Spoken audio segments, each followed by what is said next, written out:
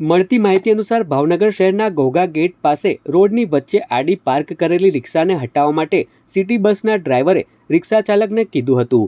આ સામાન્ય બાબત પર બંને વચ્ચે ઉગ્ર બોલાચાલી શરૂ થઈ ગઈ હતી।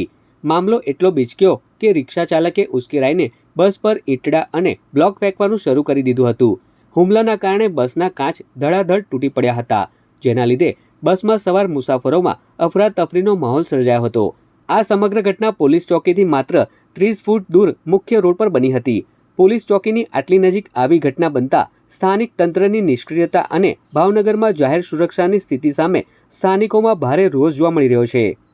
પીએમઈ બસ જ્યારથી શરૂ થઈ પહેલા આપણે ઓલરેડી એમાં કોઈ પણ પ્રકારના ઇન્સિડન્ટ ન બને એ માટે તકેદારી લીધેલી છે। તેમ છતાં અમુક ટાઈમે એ પ્રકારની ઘટનાઓ બનેલી હોય એવું જાણવા મળે છે અને આજે એક ડ્રાઈવર ઉપર હુમલો થયેલો છે તથા બસ ઉપર પથ્થરમારો પણ થયેલો છે, એટલે ડ્રાઈવરને પણ ઈજા પહોંચી છે અને યાત્રિકોની સલામતી પણ જોખવાણી।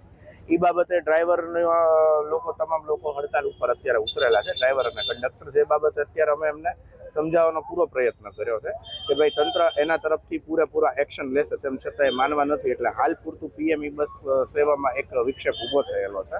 એમની ખાસ રજૂઆત છે કે એમની સલામતીને જોખમમાં હોઈને એ લોકો જીવના જોખમે કામ કરવા માંગતા નથી ને ઘણીવાર આ રીતે એ લોકોને ધમકાવવામાં એમાં આવેલા છે।